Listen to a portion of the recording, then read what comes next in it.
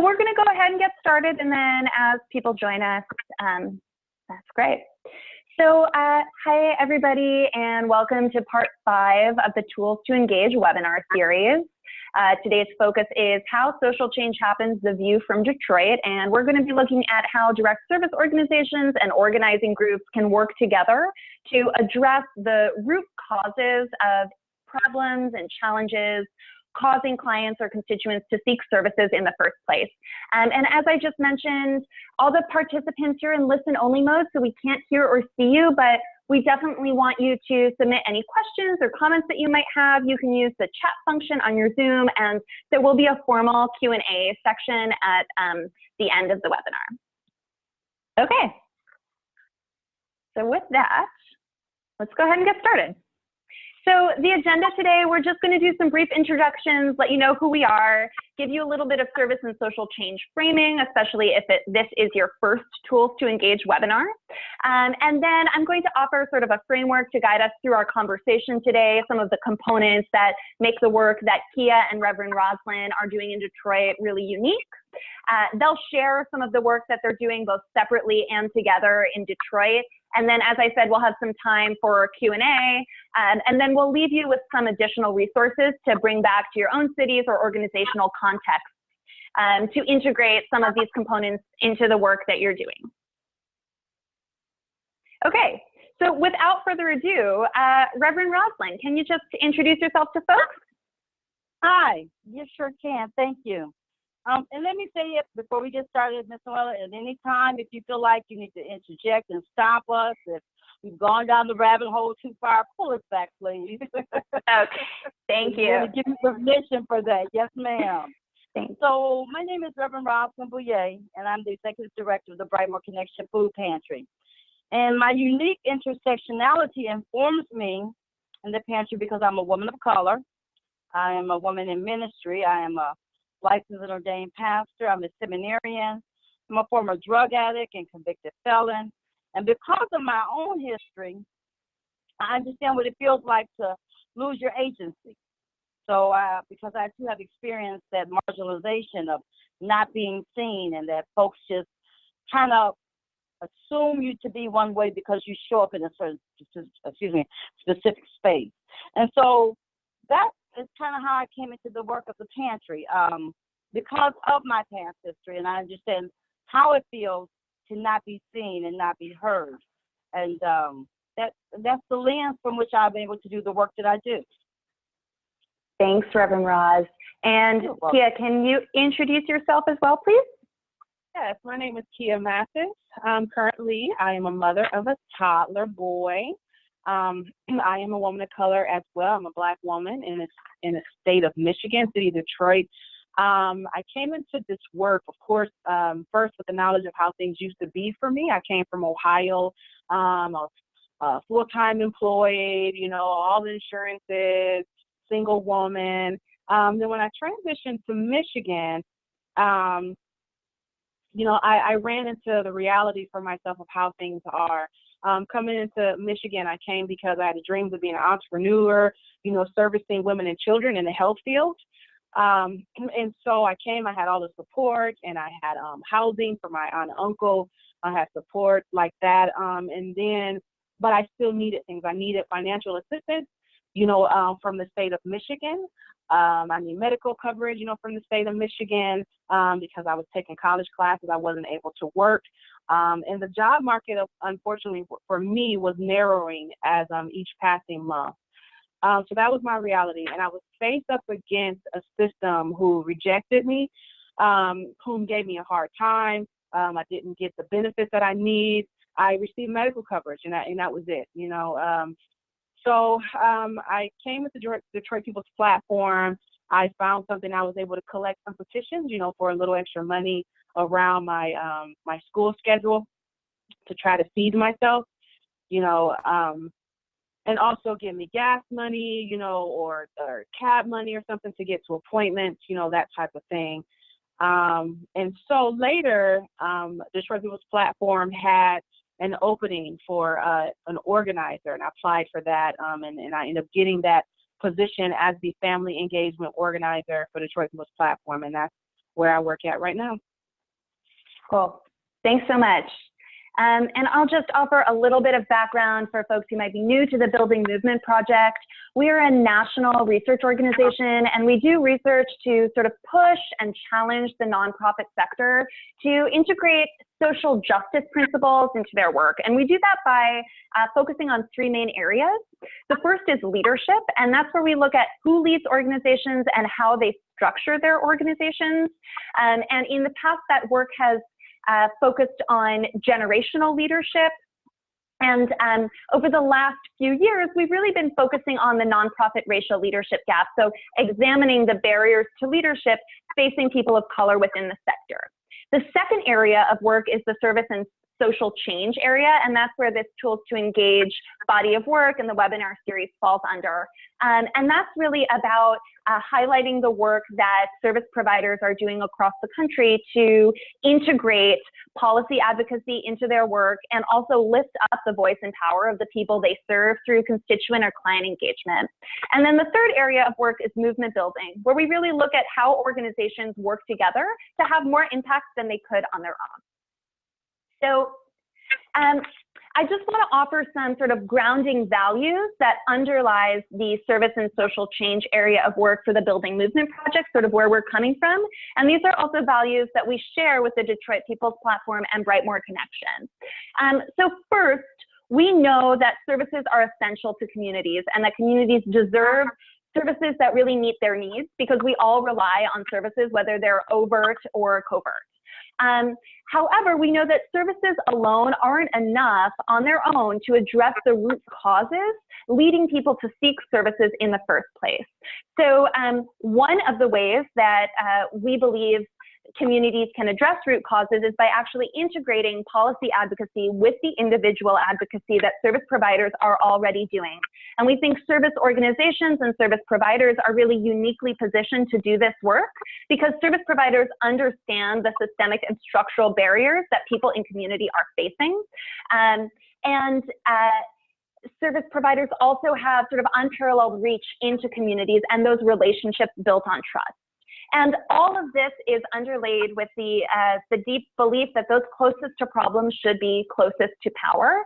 And so this work to integrate policy advocacy and individual advocacy is really motivated by making sure that those who are most deeply impacted are leaders and drivers for change.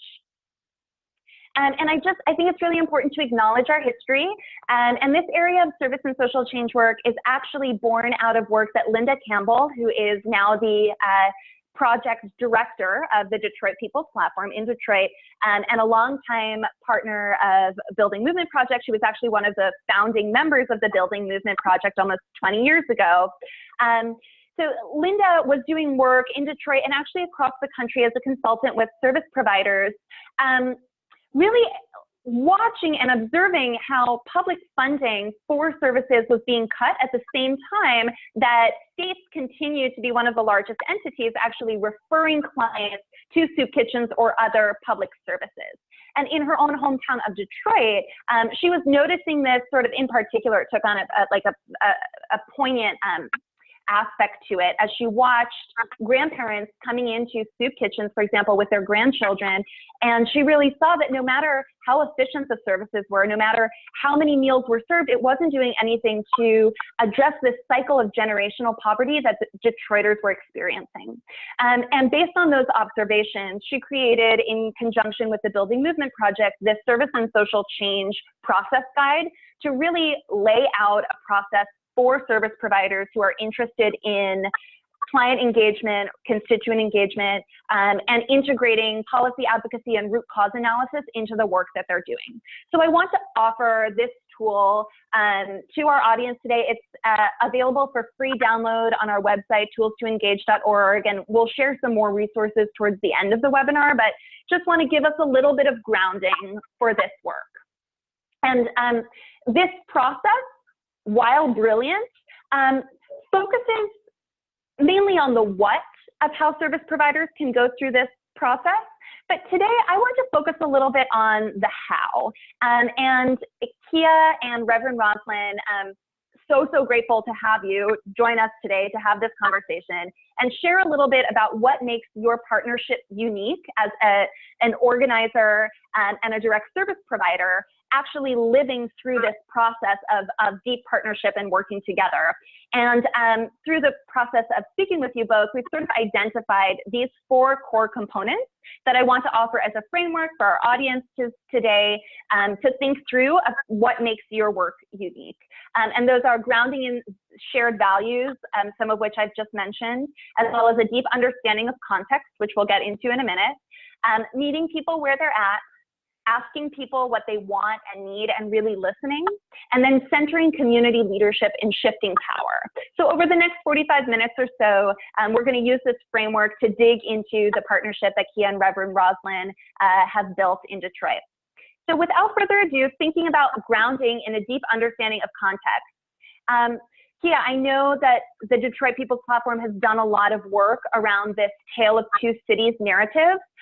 Why don't you tell us a little bit about that and what that means in the context of Detroit? Okay, absolutely. So the Tale of Two Cities, the slide you see above you, well, in front of you, excuse me, our statement is that Detroit's elected officials, they do not value the people. So the picture shows, on the one hand, how people are experiencing these disparities that Reverend Roz will mention, you know, how they're experiencing it in their neighborhood. And then the other side, you see where there's water flowing out of the ground, people are sitting there enjoying themselves. It just looks like the picture of plenty, you know, but that's not our reality. So we say that in our community's wealth is being taken from us. We say that in our public commons, there's no purposeful intent to invest in the neighborhood where families and seniors are. For example, not in our public schools, not in our libraries. Our neighborhoods are not accessible to things. And also, like, our public funding itself is not being invested into the infrastructure or the people who need it. So we can all live in a thriving city. So the investment instead is going into, for instance, a railway. You know, it goes down one street in the city of Detroit, only about 6 miles back and forth. And then also, we have 22,000 permanently affordable units in the city of Detroit right now. But the mayor released a statement in 2018 that says the city plans to preserve 10,000 and also create 2,000 subsidized units over the next 5 years. But those units are not permanently affordable for our residents in the city. So those are a few of the disparities, you know, and the changes that we're trying to show you by saying it's the tale of two cities.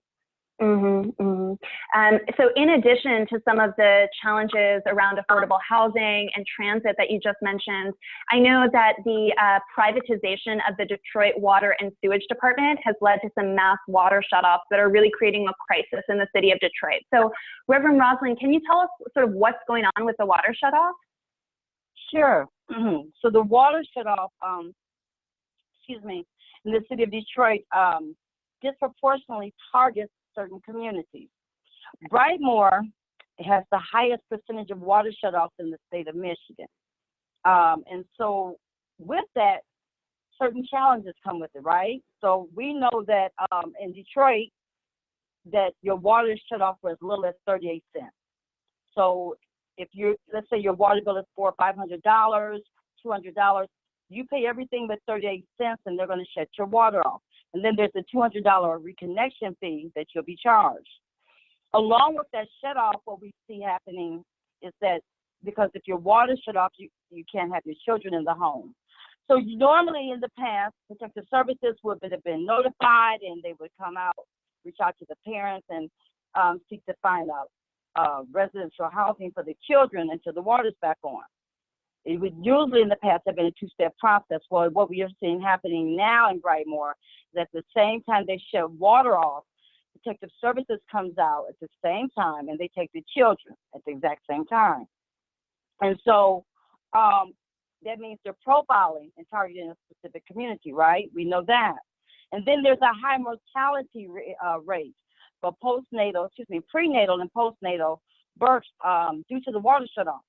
because when your water is shut off, that puts over an extreme hardship on the parent. And so the mother is in a constant state of stress and tension, trying to live and survive in that home with other children possibly, but more importantly with her own self, to maintain hydration,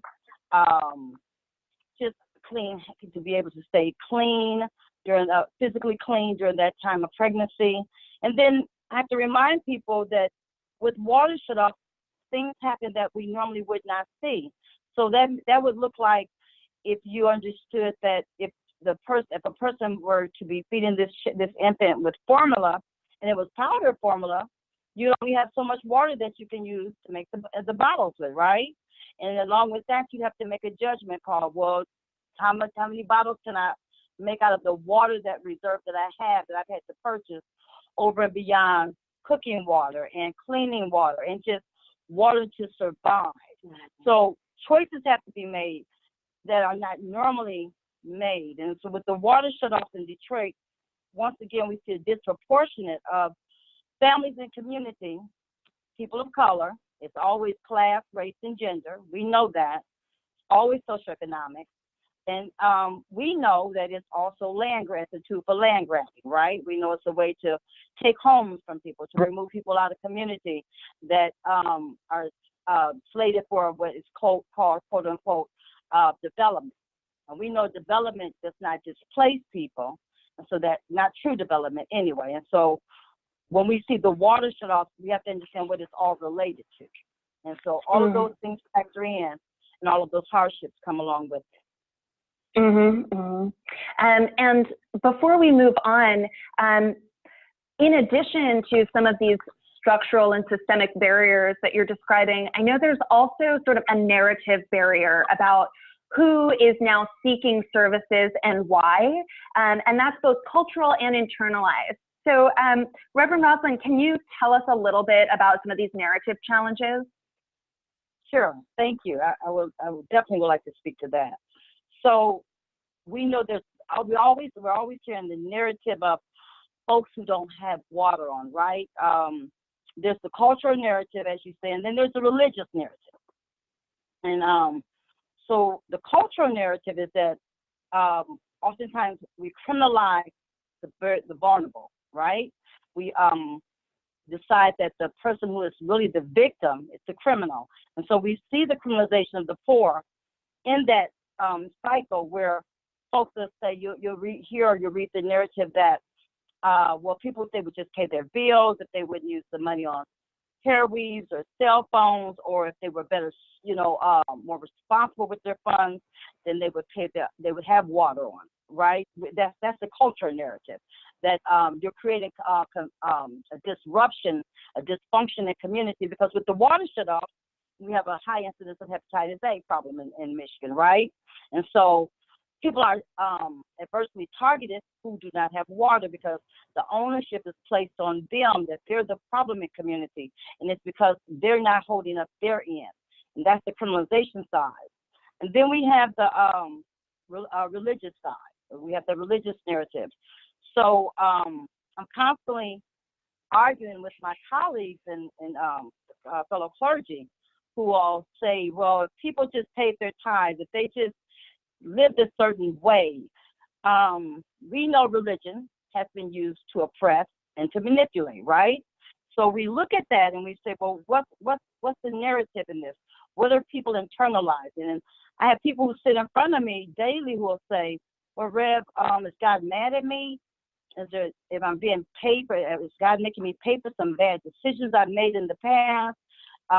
My lifestyle, is that why I don't have the things in my home that my children need, which is water and food security? And so I have to remind people that God is not an oppressive God in no form or fashion. But those are the narratives. And because those are the narratives, we have to disrupt them. We have to deconstruct them. We hear the narrative of the elderly, and that this piece about the seniors taking care of their grandchildren, but because of it, we don't see livable wage in community. That's a necessity. And because we have blended families, right? Because pensions have been removed. So the goal of this is to constantly disrupt these narratives and present the true light that has nothing to do with the person. Now, you may have, every now and then, you may have those limitations placed on folks who may be doing certain things, but 99.9% of the population is struggling to place their family into a place of stability. It really is always, never fails, goes back to social economics. Right. And so as Reverend Roz is saying that, I like what she said, that we have to disrupt these narratives. So for Detroit People's Platform, the challenge is to focus on how these systems create and perpetuate the disparities that ultimately lead to poverty, and also the dismantling of the Black families that are being served by the Pantry and other social service agencies. So for me, I'm constantly writing and rewriting conversations so that whoever I'm talking to will be moved enough. They'll understand what I'm saying, because I'm giving connections for them, right? Connections between the disparities and the realities of what's going on. So I want to be able to move them to participate, in demanding change, of the systems that oppress us. And then also it's about listening to an incorrect narrative that blame the individual. So like a couple slides previously, you've seen, everyone in the audience seen how we said the tale of two cities. That's a form, that's a way for us to dismantle the narrative that is being pushed out through the media. We come up with our own, or we write newspapers, and put the truth in the newspapers like that. So those are, because we have to reveal the truth. Yes. It'll allow the individual who are questioning and having these battles internally, as yes. Reverend Roz is saying, it'll allow them, and it gives them more information to say, no, it can't possibly be me if it's happening all over the United States, right? And also it disrupts what elected officials like to push out. That's exactly right. Mm-hmm. Yes. Great. Thank you. So based on this background, some of the structural barriers, the systemic barriers, as well as the narrative challenges, both cultural and internal, taking this background into account, Kea and Reverend Roz, I'm hoping you'll tell us a little bit about how your respective work seeks to meet people where they're at. And maybe Reverend Roz, we can start with you. How does Brightmoor Connection Food Pantry try and meet people where they're at? Well, okay, so the Brightmoor Connection Food Pantry, we're a client choice pantry, right? So the client choice model pantry, well, okay, I'm sorry, let me back up. I'm sorry, I'm ahead of myself. I apologize. So thank you, Ms. Kea, for catching me. I was on my way down the rabbit hole. Okay. So meeting people where they're at. The challenges that folks are facing is where we seek to meet them where they're at, right? So the Brightmoor Connection Pantry has a watering station. And so the water station is where folks are able to pick up water. It's a stopgap, and we know that. That's not what we seek to continue to push, but we have to meet people where they're at. So we know that folks are in need of water. We know that policy change is the answer, but right now we need to have water available for folks, and so we have a watering station. We also have a Wi-Fi available and a computer for families, so when they come in, they can go online to a computer that's accessible to them and be able to pay their bills, to be able to set appointments at the kids' schools, to be able to do that, to go to online for Michigan Works, to post resumes, for whatever that's needed, because as Ms. Kea so adequately stated earlier, libraries are not accessible anymore in community for families, right? And then we make sure that, because people who end up at the food pantry have already been over-policed. They're already being targeted. They're already being profiled. So we make sure we don't have security in the pantry. I've been doing this for over 10 years now, and we're always always have been in Brightmoor. That's where our grant is, the perimeters of our grant, and Brightmoor is one of the most disenfranchised, marginalized communities in Detroit. But we've never had a need for security, because we build relationships, because we engage with folks, right? And then we have a clothing closet. And the purpose of the clothing closet originally was like all clothing closets, where you could come, you could pick up some generally used clothes and be able to have something new or something different, to be able to go for a job interview or for your kids to wear for some summer clothes until, you're able to make that transition with your funds. But we came to learn that because of the water shutoffs, we would have bags of clothes coming in, 5 to 10 bags a week, or sometimes a day, and the clothes were leaving out. And we paid attention, and we came to understand the reason being was because when you don't have water, you can't wash your clothes. But your children still need clean clothes. You still need clean clothes. People in the home need clean underwear. Right. We partner with another community partner of ours, and some of my volunteers partner with some of their sewing circles and what have you. And so we get donations of towels and wash rags and blankets, basic things that are needed.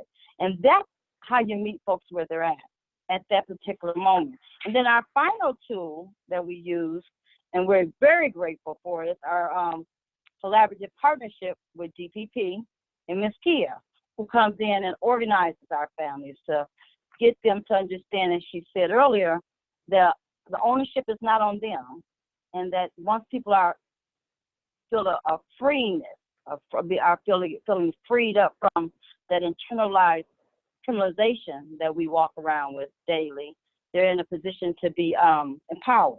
And I'll let Ms. Kea explain that more about that to you.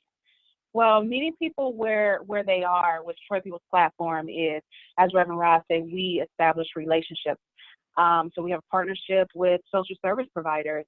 Why? Because the individuals who we are interested in organizing alongside of, they're there. Those are the places that we can find leaders, community leaders. That's the place that we can help form strong alliances, in those places. So we're in soup kitchens, we're in shelters, we go to other places like WIC or the schools and daycares. We go to places, that way in order to make sure we meet people where they're at. So for us, it's more so like a physical type of thing. Great, thank you.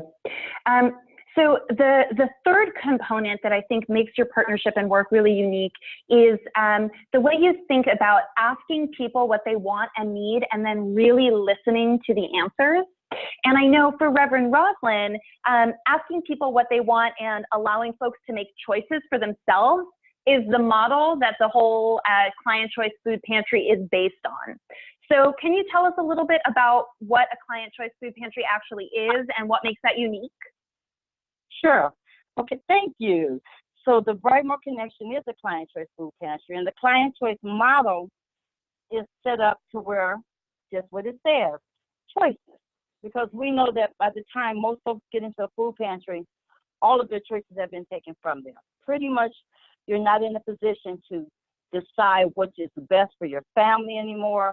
You're just operating on auto drive, right? And so the Client Choice model is one where people come in, and most food pantries, you go to there and you'll get a box of or a bag of prepackaged items, and most folks that have to stand outside or there's long waiting lines. With the Client Choice Pantry, we schedule people. So people come in once a month. They come in and each time they come in, they get an appointment to come back, just like when you go to the doctor's office. And folks get between 50 to 70 pounds of food. They come in and there's grocery carts, and it's set up as just like a grocery store. And on the shelves, there's various items. And so you'll be able to decide whether or not you want greens, or if you want green beans, or if you want strawberry jelly or grape jelly. Small choices like that, but they mean a great deal to someone who's been placed in a position where they don't have choices anymore. The Client Choice Pantry also, because of the waiting area space, what I do is I am very intentional how I schedule folks to come in every month. So I make sure that, let's say on this particular Tuesday of every month, I'm going to have all my seniors come in. So they'll build up a relationship amongst each other, because the pantry serves as a resource as well. And so a Client Choice model pantry is set up so that a small community is built within a community, right? So we have folks who come in and they know each other because they see each other every month. So there's familiarity built up, and out of familiarity breeds trust, right? So we be able to trust each other, so we're able to share with each other, yeah, my water's off too, or yeah, I'm going through the same thing. My taxes are behind. Do you know of any resources that are available? The Client Choice Model Pantry also offers dignity. That's the biggest piece we offer, because once again, I cannot emphasize enough and how strong it is, but by the time you get into a food pantry, your choices and your dignity is removed. Your agency is taken from you. Most folks, you hear people say, well, people should just be grateful for whatever they get at a pantry. But we know that shouldn't have to be the case, because when you offer folks dignity, you ask what they want and what's best for them. And so people will tell me, they'll come to the pantry and they'll tell me, well, Rev, can you get such and such item, and we'll stock it on the shelves, because I meal plan at the pantry, to where I make sure that out of the food pantry, people are able to fix 5 complete meals. And out of those 5 complete meals, that's something they can guarantee they can take out of their budget every month. So all of that right there is what the tools of what a client choice model looks like. But the biggest piece, if you see it, and I need to make sure we're clear on that, is the ability to have choices, the ability to be self-determining what you want in your kitchen that day, or what you want on your shelves. And then the children come in with the parents and the grandparents, and so they're shopping just like at a grocery store. So that maintains the dignity and respect, and how children see through their lens, right? And folks, if they finish shopping, they'll get to the back and they'll get checked out, which means that just the pounds are just added up. The food is bagged up just like at a grocery store. They'll get their meat, and then they're on their way. But there's constant engagement and laughter, and all of that comes from being in a relationship on a monthly basis with folks. Yes. Now, Kea, I know DPP is thinking about choice and asking people what they want and need in a little bit of a different way, but I know a lot of that is actually happening at the pantry. But can you tell us a little bit about some of the surveys you've done at the pantry, and how that relates to some of what you were mentioning earlier about narrative shift? Absolutely. So basically, for Detroit People's Platform, the realities of life, informs our policy work. So what we do is, for instance, the city has this narrative that the city is family friendly. So for the parent leaders that I already have been working with, we get together and we create a survey, right? And so the survey asks people, as you can see up on the screen, the title was, what does a family friendly city look like? For instance, the survey would ask them, if their neighborhood is family friendly, and what will it take, or what does it look like? What does family friendly look like to you? Getting that type of data and information from people, that's what we do. On the other side, that's another survey that we've done also around advocacy, but the process is pretty much the same. It's me working with the parent leaders and community members and stuff already, and having them be a part of drafting and strategizing, and then we in turn go to other people inside of the pantry and Brightmoor Connection Pantry. Yeah. Great. So for folks who are listening on the line, I think what's really important about Kea, the process you just described, is questioning whether or not the narrative that's being put forward is actually what people are experiencing, and then working with community to even develop the questions of the survey that you're then posing to people, whether it's at the pantry or in other service organizations that you're working at. I think that's a very unique part of the organizing work you do. And speaking of unique parts of the organizing, perhaps the most important part of the work that you both are doing together is about centering community leadership in shifting power. And you both have infused that already in what you've been describing so far. But I'm hoping you can tell us a little bit more specifically about how you're thinking about really building power in community while making sure that the folks who are most affected really take that leadership and see themselves as leaders. Yes. Maybe you want to start with telling us about the CBA? Sure. So the Community Benefits Agreement, that's what the CBA stands for, right? And so what the purpose of the Community Benefits Agreement is so that the community is given the power back, okay? So when companies come into, businesses come into community, they'll receive public dollars through tax abatement. and that's the taxes that community, that individuals pay. And through that, they'll receive they'll capture public dollars through tax abatements and through public dollars, which is through WIC, SNAP, EBT, those kind of things, right? And so what happens is that the organization, the business, these franchises come in and they receive these benefits, but the people in the community have no benefits. And so the purpose of community benefits is so that folks in the community are able to speak into their into this space and say, well, we need better jobs, or we know that we want to make sure that certain things are equitable here, that certain things are available to us through this, and that when these companies come in, the community has the right and is given and is allowed to have the role of, and it shouldn't have to be said aloud, but that's the way it's been, to where, because the community has the right to be able to say, well, certain things we don't want in our community, or we want things to look a certain way when they come in community, or there's some things we need. If you're coming in and you're going to capture our public dollars, we should have a say in how it should look, right? And so that's the purpose of the community benefits agreement. Well, in Brightmoor, most recently, we had been working on a community benefits agreement with Myers, a large food chain store, right? And so we had, because they came into the Brightmoor area and they were able to capture large dollar from public money, tax abatements and public money. And so what we did was we pushed back and we said, well, if you're going to come in, you need to know what we want. And a unique part about the Client Choice Pantry is that because folks come every month, like I shared, there's a relationship built, and because of that, out of that relationship, I'm able to say to my colleague, Ms. Kea here, can you come on in and do some organizing, some grassroots organizing with folks in community, right? And because of the relationship by being a Client Choice Pantry, people coming in every month, they've come to know Ms. Kea, they'll come to know the folks at DPP. There's a trust built up, and they also understand that their power, they have power. And so that's how that works. And out of that strategizing, we're able to invite Ms. Kea and DPP to come in, and I'll let her talk again to the organizing tools that she brings into Pantry around that. Well, for the Myers fight, we served as more of a support group, and a support for the group of Brightmoor community members.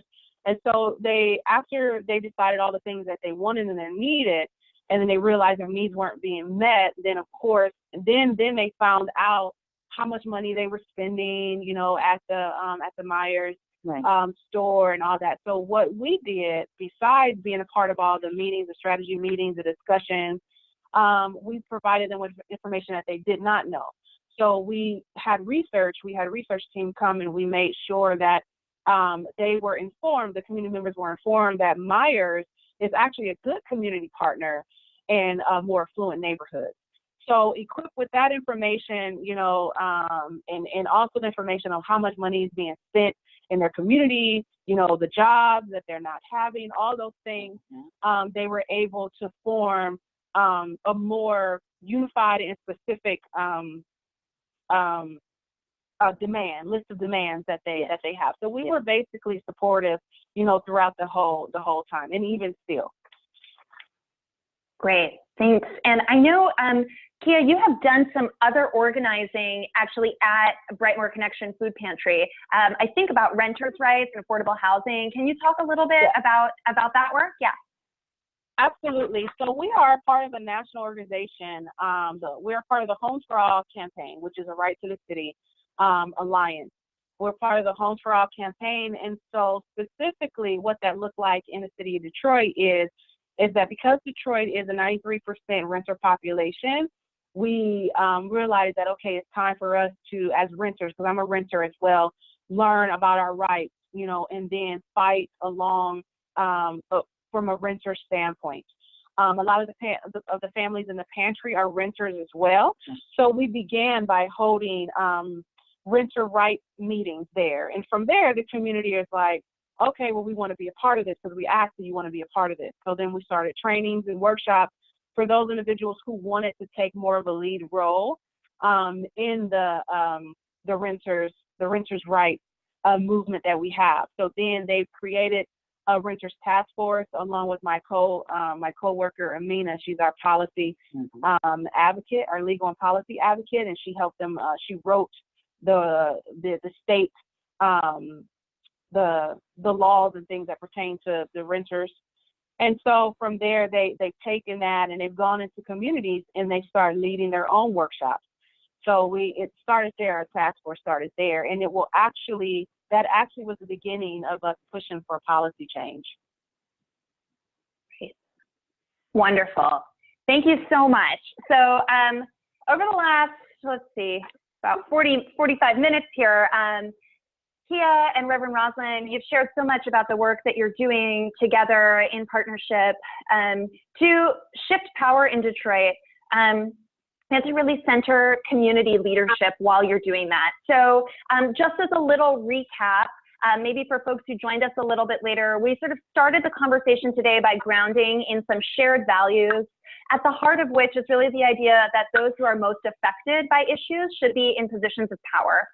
And then Reverend Roslyn and Kea shared some of the deep understanding of context that they have in Detroit. And we heard a little bit both about structural and systemic issues related to the privatization of water, transit, affordable housing, as well as some of the narrative challenges, both cultural narratives about who seeks services and why, as well as internalized narratives and how they relate to the faith community. And based on that context, Kea and Reverend Roslyn both shared a little bit about how they meet people where they're at. So whether it's knowing that folks don't have Wi-Fi in their homes, so the Brightmoor connection offers Wi-Fi and a computer in the lobby, or knowing that folks might not have public transit to get to wherever your organization is. So Kea goes into the services and does her organizing there. Just really thinking about meeting folks where they're at and taking that context into account. And then we heard about this third component of really asking people what they want and need and listening to the answers. And whether that's in the client choice model that takes choice and dignity into account, or if we're thinking about surveys and working with community to even build those surveys and then build that ladder of engagement, as Kea was describing, which really brings us to our final component of centering community leadership in shifting power, and the organizing work that you all are doing together to make sure that community has the voice that they've always had, but it has been taken away or silenced, right, by these structural barriers. And thinking about shifting power and making sure that people feel their power and taking some of that leadership. So taking this sort of cycle in mind, I want to open it up to some questions and answers. I already have some questions here to pose for the panelists. Let me see here. Okay.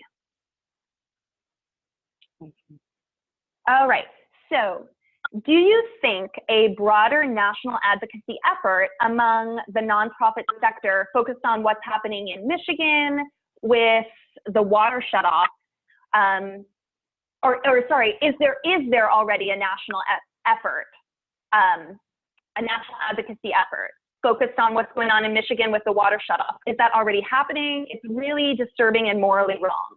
So I think the question is really asking about, has there been like a national effort around the water shutoffs, or is that something that you're just feeling like the conversation is more local? Do you want to answer that? No, go ahead. I know that we are in partnership. Both the Pantry and I are in partnership with We the People of Detroit.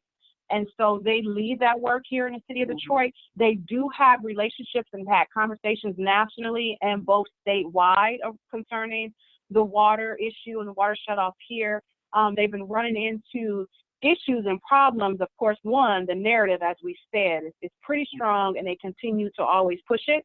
But then there's also another water issue or crisis with a different terminology that has been kind of recently overshadowing Detroit's water. So it's been a continuing press and push to make sure that the water issue that we're having in the city of Detroit is not pushed to the side as if it doesn't matter or if it's not happening.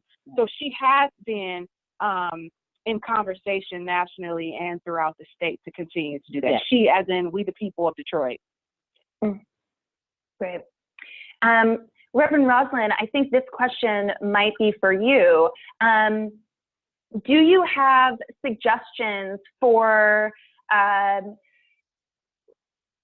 getting connected to resources or career opportunities for the community members you're organizing with and serving? Is that something you offer? To the community? Yeah, is that something you offer at the Pantry? At the Pantry, to the families that come in Pantry? Mm-hmm. Yes, we do. Yes, we are a resource provider. Is that what you're I think that's what you're asking. So we do. We offer resources.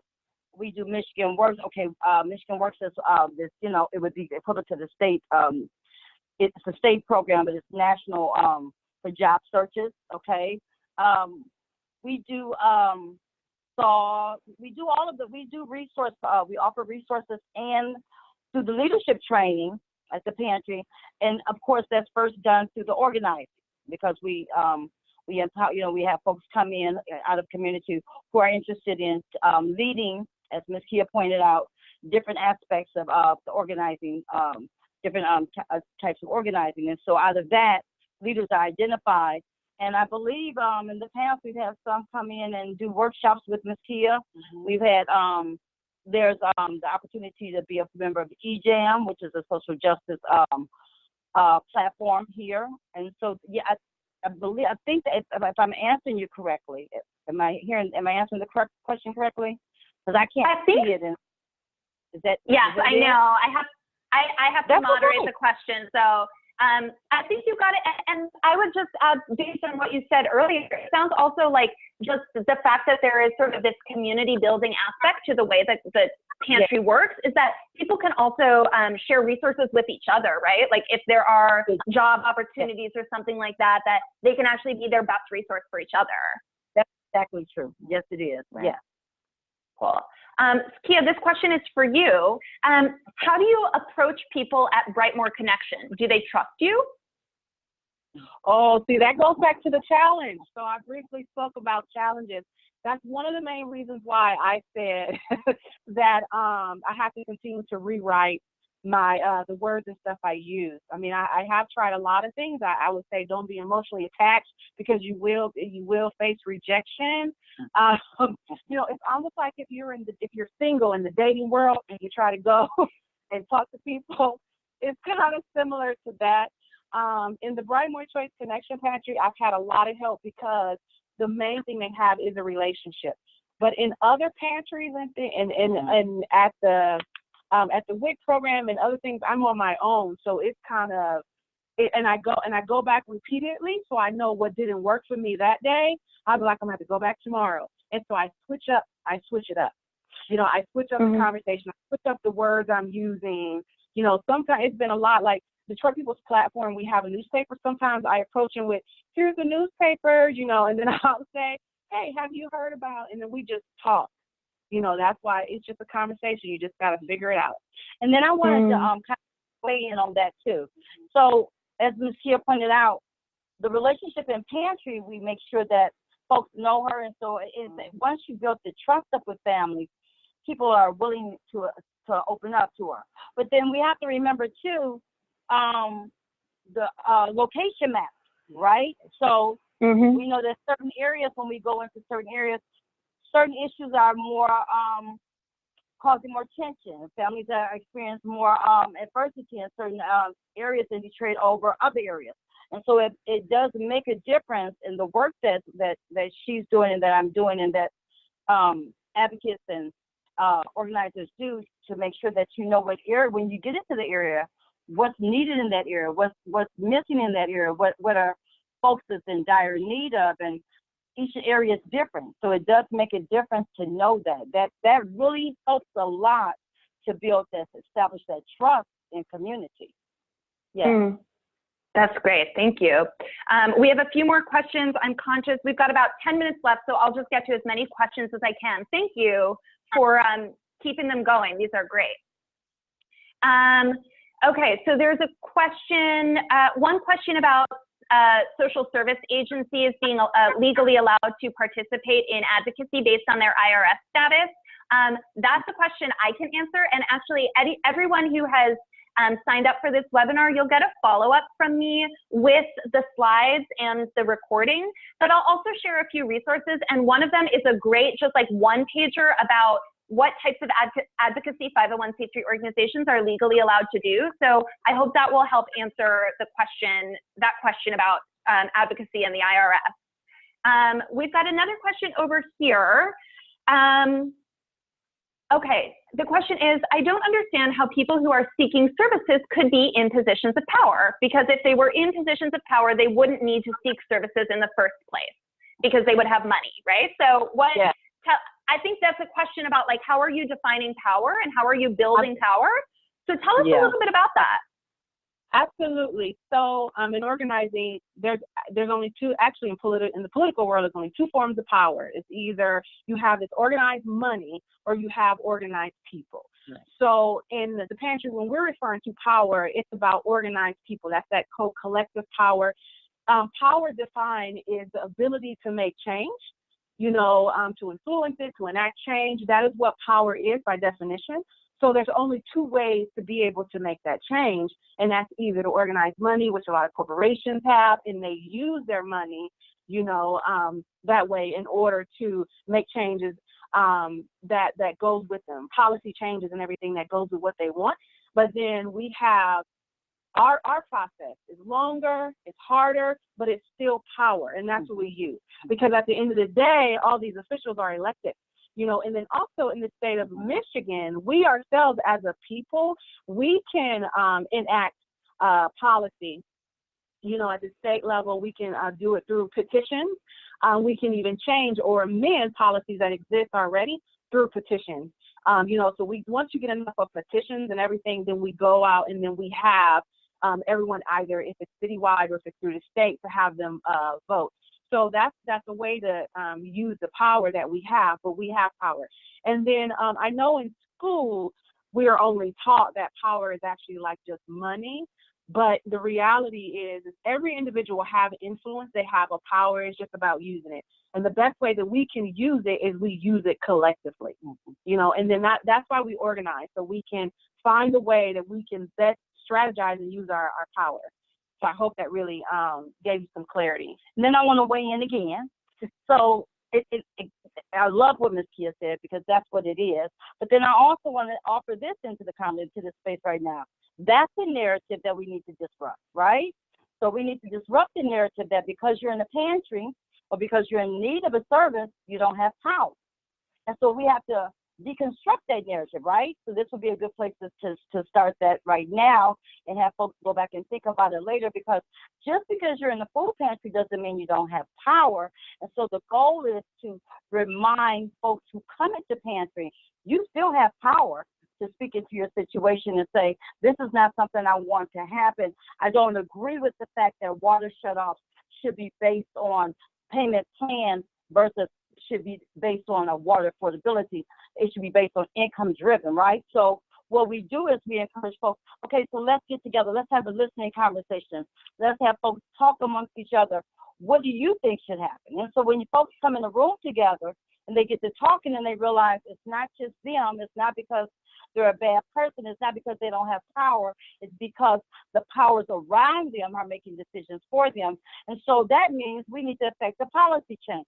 And so we enlist people who are interested in stepping up and saying, you know what, I can speak to that. I'm willing to be trained to speak to that. And that's that organizational power Ms. Kea talks about. But by no means, just because you're in a service, because you're in a place where you're in need of a service, does that mean you don't have power? It just means most of the time you have not tapped into it, or you've lost connection with it because you feel disenfranchised, because you've been told that you don't have power, or that your value is so limited by virtue of where they met you at. And that's what I was talking about at the very beginning of the conversation when I said about my own personal path, because that informs people, right? We bring our stuff to the table. People will come and they'll say, well, they have to have done this because I met them there.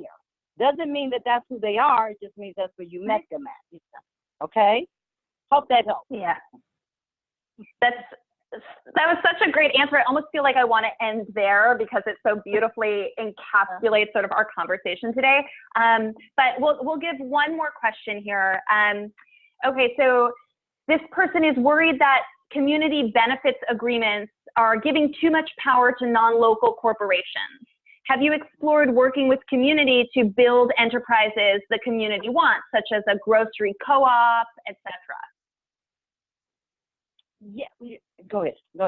So around the city of Detroit, so, one of the things that we organize around, as she said, we mentioned it before briefly, affordable housing. Mm-hmm. So in a part of affordable housing is what is the various things and what does affordability mean? So one of the things, of course, is a community land trust. And so that is something that we have been speaking on and we have been trying to develop for years, actually, around the city of Detroit, is a community land trust. That is one type of co-op that we have. Now, in Brightmoor, do we have anything like that? Other than what you've introduced? Yeah, other than what I said. No. Well, no. There's always not a land trust. There's always the land banks, but not the land trust.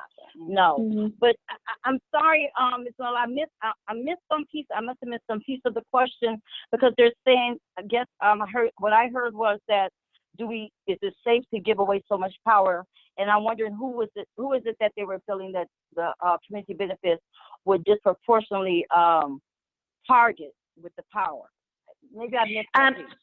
Yeah, the beginning of the question was, I worry that community benefit agreement model still gives too much power to non-local corporations. Okay. So here's the thing about the community benefits. It is to put the power within the community. So non-local corporations, I think what they're saying, if I'm reading it right or hearing it right, they're talking about the folks who come in from outside the community who are buying land or doing the building, like in Detroit. We see all this build up in Detroit with outsiders coming in, buying up land and getting spaces and getting tax abatement money. That's the purpose of the community benefits agreement, is to disrupt that so that the power remains and rests in community, and that those who come into community and receive this money and this tax abatement and this power, they have to be accountable to those who are in community. So in the community benefit agreement, well, we have an ordinance in the city of Detroit. It's not perfect, and of course, it's not what community wants. So one of the fights for the city of Detroit is to create a legally binding contract between the community and the developers that come in here. So that is the specific part about it. I think that speaks to your fear, to where if in fact there is a legally binding negotiation process and contract between the community, it makes the community it makes the community equal. Actually, it makes the community have more power, actually, and control than a developer that's coming in, because they're asking us, they're expecting us to contribute to their dreams, and as of right now, in the city of Detroit, it's not happening. But the community benefit is not supposed to be one of those handshake ones that you may see in Chicago or other places. The one that we are pushing to change and amend the ordinance that we have, is going to be legally binding. So that right there, it'll get rid of the fear of having that control being still taken away from us. And the community has more say so. The community will have community representatives that speak into what is best for the community, and they would have the final decision. And then also there would be accountability, where what we seek to have is where when you get a certain amount of tax abatements and you made agreements to do to offer so many jobs, to make so many jobs available, to build up in community, to make schools or play areas or scholarships or what have you available in that community, long term, generational, right? That when that is not fulfilled, when that promise is not fulfilled, that's been documented, then we can claw back the money. We can pull back the money that they received through the tax abatements. Because remember, the whole purpose of the community benefits agreement is because this outsider, as Ms. Kea said, that comes in and they benefit from the tax abatement, from the money that has been paid from community, right? And so community should have final say so, and that's what that is. Yeah. Great. Well, thank you both so much. We are at the top of the hour here. So I just want to offer folks some of the tools that I mentioned earlier. Again, the Service and Social Change Guide. We also have nonprofits integrating community engagement that gives additional tools for service providers and other groups that are interested in incorporating some of the components that we mentioned today. All of those tools are available for free download on toolstoengage.org. And as I mentioned earlier, everyone who registered for this webinar, whether or not you could stay the whole time, I'll share these links out in a follow-up email, as well as the slides and the recording. And I won't forget that 501c3 lobbying document that someone asked for in the questions. So you will get all of that in an email. And then I just want to close out by thanking everyone so much for joining us. Thank you, Kea and Reverend Roslyn. I know our audience shares my deep appreciation for your time and expertise. We love it when people stay in touch.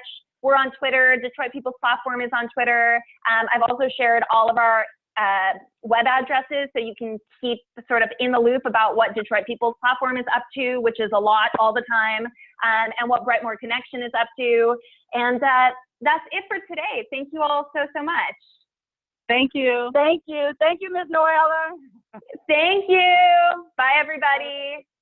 Bye-bye. Bye.